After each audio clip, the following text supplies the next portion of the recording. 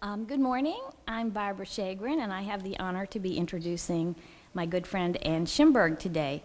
But before I do, I just have a brief announcement. On December 4th, Dr. Fred Herzog will be discussing the life of Dr. Joseph Trumpeldor. Ann Schimberg, who will be presenting the biography of Matilda Schechter this morning, takes great pride in being a wife, mother, and a softa grandma, as well as a fabulous cook. Ann hails from Baltimore, where she was involved in her children's religious school as a board member and president, and on the Sisterhood Board. She is past president of Temple Beth Shalom Sisterhood, as well as Gabait at Temple Beth Shalom. Ann has long been involved in conservative Judaism as a member of a synagogue and as a leader.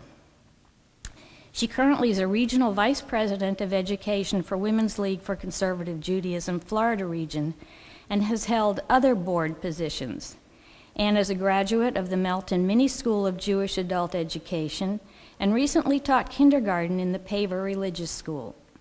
As a product of the 60s and a feminist, she takes pride in being a member of a synagogue that is egalitarian and offers many opportunities for women to learn and grow. Just a personal note, Ann was one of the first people I met at TBS, and my earliest memory of her is a smiling face and ready laugh. It is also my most recent memory, and most of those in between. I don't know if many people realize all the large and small things that Ann has done and continues to make happen in this synagogue. She started the Women's Rosh Chodesh group and continues to help steer it. She volunteers in the library and elsewhere.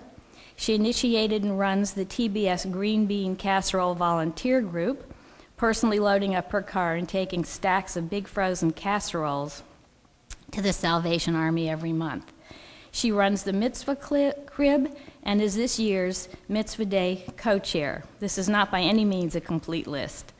Appropriately enough, she has just been chosen as this year's recipient of Sisterhood's Light of Torah Award and will be honored at the Torah Fund Study Day and Luncheon on January 11th.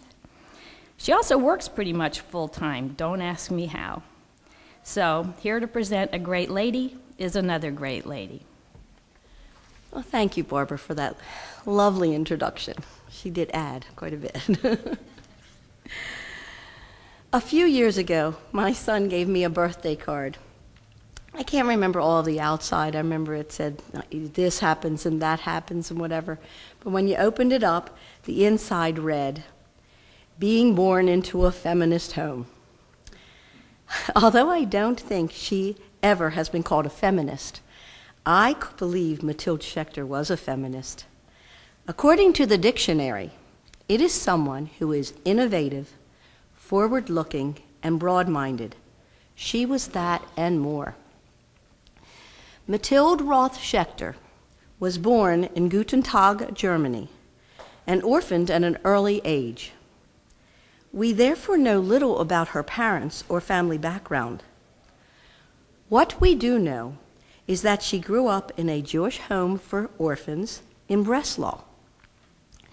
She was educated in local schools and attended the Breslau Teachers Seminary. At that time, Breslau was home to a thriving Jewish community, as well as the site of the Jewish Theological Seminary, an eminent scholarly and rabbinical institution. Mathilde obviously had a strong thirst for knowledge. After teaching in Breslau for a number of years, she moved to England to study at Queen's College in London and to, quote, read in the treasures of the British Museum, the National Gallery, and the endless private collections, end quote.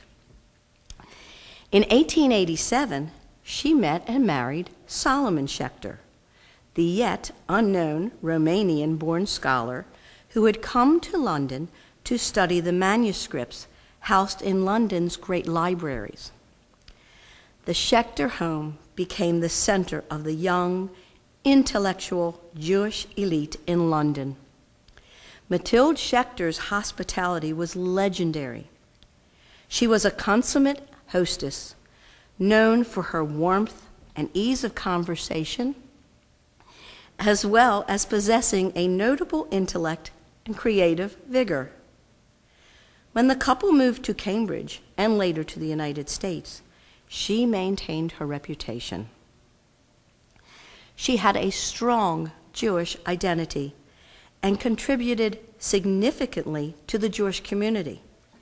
While her husband taught at Cambridge and traveled around Europe and the Middle East collecting manuscripts, Mathilde brought up their three children, Ruth, Frank, and Amy. She edited the works of local scholars and engaged in various literary pursuits, teaching classes in German literature and the history of art and translating books in both English and German, including a translation of the Jewish poet Heinrich Heine.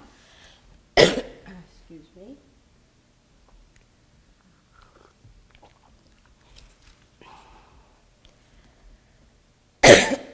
Excuse me, these tickles, I'm sorry. In addition, she edited almost everything her famous husband wrote and is primarily responsible for the appropriate English style of his essays. In 1902, the Schechter family came to America when Solomon Schechter was appointed president of the Jewish Theological Seminary in New York. Again, the Schechter home became an intellectual center for a diverse group of people. Henrietta Zold, in writing to Frank Schechter later, described the Schechter home and, quote, those full, vivid days when she, Mathilde, and your father, and your house were a stimulating, creative center in whose genial warmth we, so many of us, basked and were transformed, end quote. I like to think that some of the Chavurah groups here in Temple Beth Shalom emulate Mathilde and Solomon. Mathilde Schechter pursued serious interests outside the home as well. She established a Jewish vocational school for girls on the Lower East Side, which not only prepared young women for the world of work, but also helped to strengthen their Jewish identity. Her musical talent and interest in congregational singing, which was new at that time, led to the organization of a Society for Ancient Hebrew Melodies, as well as the publication of a hymn book titled Kol Rinah, Hebrew Hymnal for School and Home. Along with her friend, Henrietta Zold, she was also a founder of a Zionist study circle that eventually became Hadassah, the Women's Organization of America, and she later served as a national chairwoman of education for Hadassah. The years following her husband's death in 1915 were a period of tremendous creativity for Mathilde. She continued to work on editing Solomon's Studies in Judaism. She and her son Frank appealed to friends and compatriots to donate correspondence and other personal documents for the Solomon Schechter collection. Mathilde placed advertisements in the Jewish and local papers requesting the loan of correspondence. In 1918, the crowning achievement of her public career was the establishment of the Women's League of the United Synagogue of America, today called the Women's League for Conservative Judaism. The United Synagogue, organized by Solomon Schechter a few years before his death, was designed to include all types of synagogues. However, it virtually marked the beginning of the conservative movement in America. The establishment of the Women's League was a way for Mathilde Schechter to pay tribute to her husband. The League was at first a constituent body of the United Synagogue, but Mathilde Schechter strongly advocated its autonomy, lest, quote, the organization be swallowed into the United Synagogue entirely, end quote. As founding president from 1918 to 1919, Mathilde envisioned an organization that would be the coordinating body of conservative synagogue sisterhoods and inspired Women's League to promote an agenda whose mission was the perpetuation of traditional Judaism in America through the home, synagogue, and community. In 1918, at the United Synagogue Convention, she summarized the essence of her organization saying, quote, "We stand for everything Jewish and American," end quote. Women's League for Conservative Judaism has grown from its founding, 100 women, in 26 sisterhoods, to over 150,000 members, affiliated with over 700 sisterhoods in what is now 13 regions that was consolidated from 27 former branches. One of the first projects of the Women's League during her tenure as the League president was the establishment in 1918 of a student house in the Columbia University area that offered a home-like atmosphere with room and kosher board to Jewish students, as well as for Jewish soldiers and sailors on leave. This was a true expression of Mathilde Schechter's values as a caretaking person.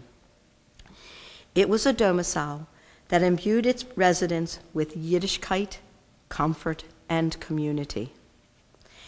Speaking on Mother's Day, 1919, at Mordechai Kaplan's Jewish Center in New York, Mathilde Schechter stressed the, quote, "absolute unselfishness and utter forgiveness of mother love," end quote. At the same time, emphasizing the needs of mothers to retain a sense of themselves apart from their maternal role. She believed strongly in the power of Judaism to soothe and to comfort. The mitzvot, and especially the rituals, were indeed the, quote, "the song of our soul's communion with God," end quote. Defending the ancient idea of ritual, she eloquently stated her belief that, quote, "a living religion needs the spirit and the red-blooded warmth of forms, forms tenderly kissed into life by the Spirit." Mathilde Schechter lived in an era when domesticity was the ideal for women, but Mathilde's activities transcended the expectations of public and private spheres. She was a multifaceted individual, creative both in her home and in the public arena. As an organizational person, she developed herself fully in line with the traditional women's roles of the times, yet stretching them in new and creative ways. Her commitment to family and Jewish learning, coupled with an appreciation and understanding of contemporary culture, has continued to serve as an enduring model for Women's League members throughout its 90-plus years of existence. Mathilde Schechter died in August 1924 at the age of 57, a woman, a feminist woman with her own legacy.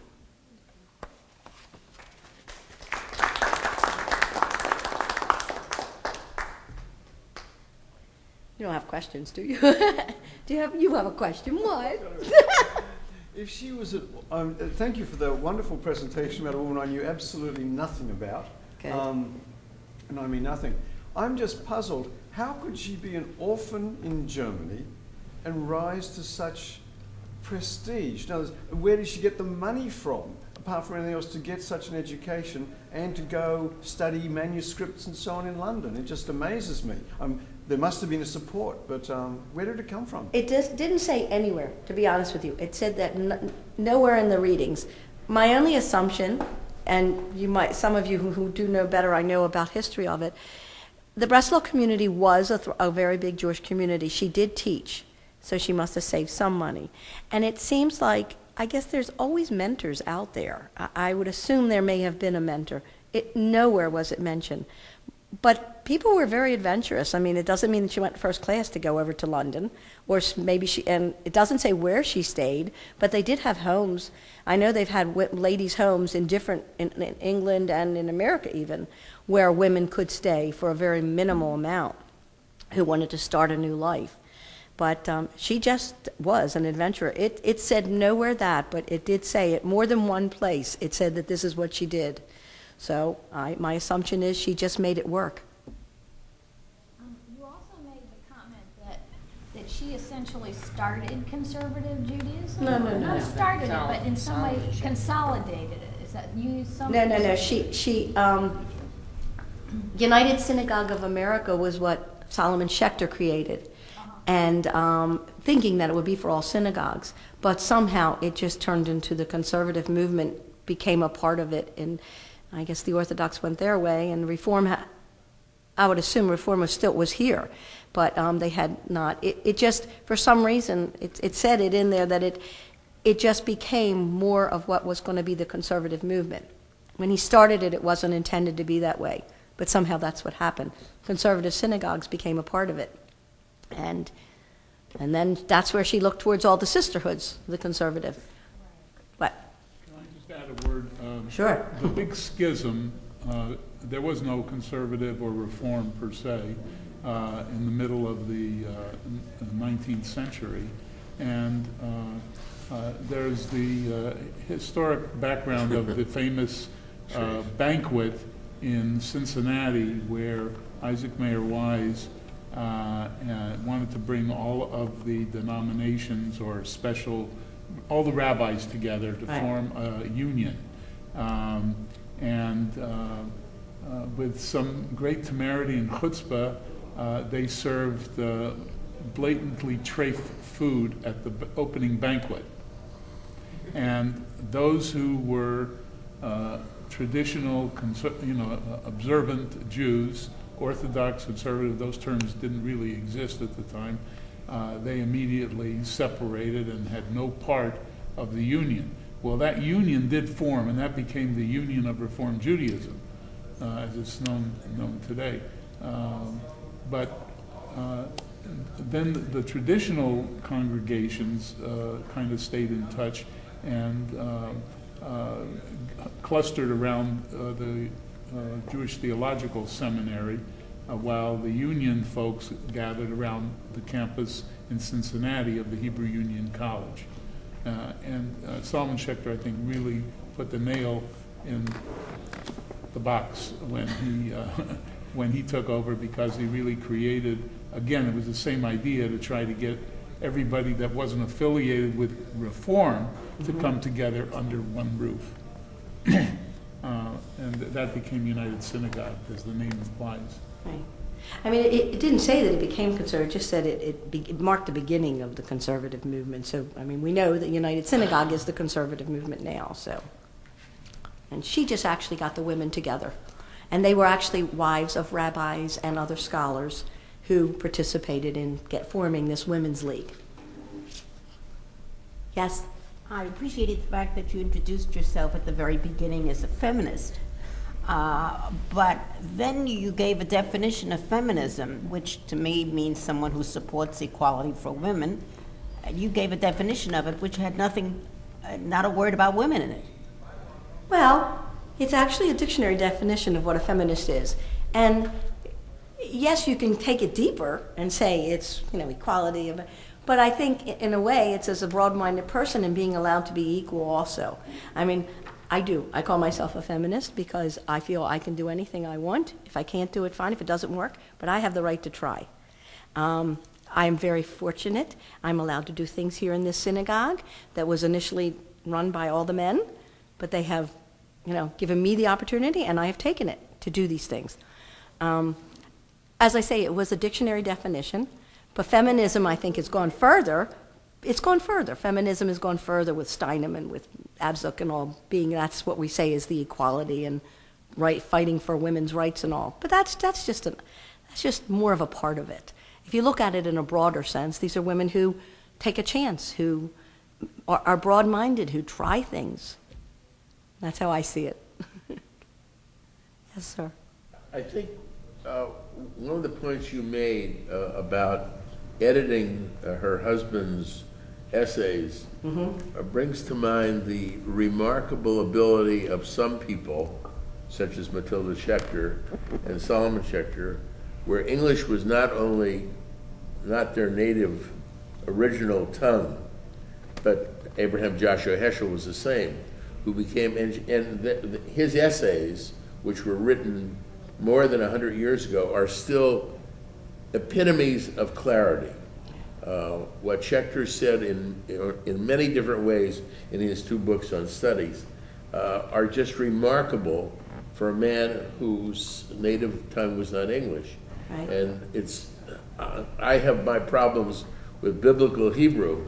I don't know how they did it. Well, she did take it upon herself to do that a lot. Yes. Anything else?